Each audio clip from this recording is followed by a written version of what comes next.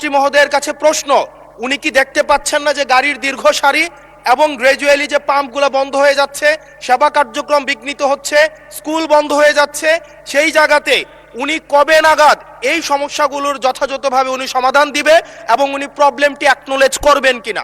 ধন্যবাদ মাননীয় স্পিকার। আবুল হাসান আব্দুল্লাহ, কুমিল্লা 4। ধন্যবাদ মাননীয় স্পিকার।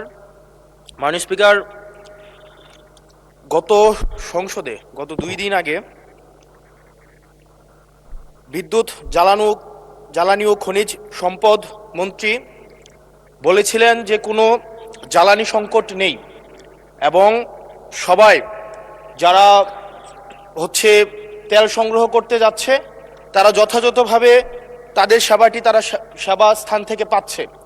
কিন্তু মাননীয় স্পিকার, আমরা দেখতে পাচ্ছি গ্র্যাজুয়ালি পাম্পগুলো বন্ধ হয়ে যাচ্ছে। আজকে সিলেটের পাম্প বন্ধ হয়ে গিয়েছে। আমরা দেখছি যে রাস্তাতে লাইনের গাড়ির দীর্ঘ সারি এবং আমরা বারবার করে দেখতে পাচ্ছি যে সবাই প্রত্যাশিত সেবা পাচ্ছে না এবং কিন্তু দুঃখজনক বিষয়, সরকার এই বিষয়টি এড়িয়ে যাচ্ছে এবং মন্ত্রী এই প্রবলেমটি অ্যাকনোলেজ করার পরিবর্তে মন্ত্রী আগের মতো আমরা যেভাবে অ্যাভয়েড অফ প্রবলেম মাননীয় সদস্য প্রশ্ন করুন। প্রবলেম যেভাবে আমরা অ্যাভয়েড করে যেতাম, মন্ত্রীদের মধ্যে এক ধরনের প্রবণতা দেখা যাচ্ছে যে তারা প্রবলেম অ্যাভয়েড করছে। আমার মন্ত্রী মহোদয়ের কাছে প্রশ্ন, উনি কি দেখতে পাচ্ছেন না যে গাড়ির দীর্ঘ সারি এবং গ্র্যাজুয়ালি যে পাম্পগুলো বন্ধ হয়ে যাচ্ছে, সেবা কার্যক্রম বিঘ্নিত হচ্ছে, স্কুল বন্ধ হয়ে যাচ্ছে, সেই জায়গাতে উনি কবে নাগাদ এই সমস্যাগুলোর যথাযথভাবে উনি সমাধান দিবে এবং উনি প্রবলেমটি অ্যাকনোলেজ করবেন কিনা? ধন্যবাদ মাননীয় স্পিকার। মাননীয় মন্ত্রী।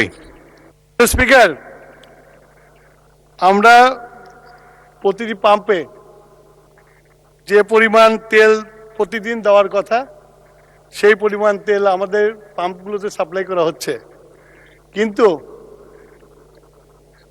ইরান ঘটনার পর থেকে হঠাৎ করে বিক্রি বেড়ে গেছে।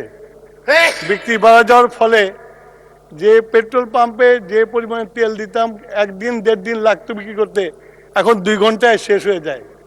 সেই জন্য আপনার মানুষের যে প্যানিক বাইংটা শুরু হয়েছে, লাইন দেখা যায় কিন্তু পেট্রোল সাপ্লাই হয় না, এটা ঠিক না। পেট্রোল প্রতিদিন সাপ্লাই করা হয়।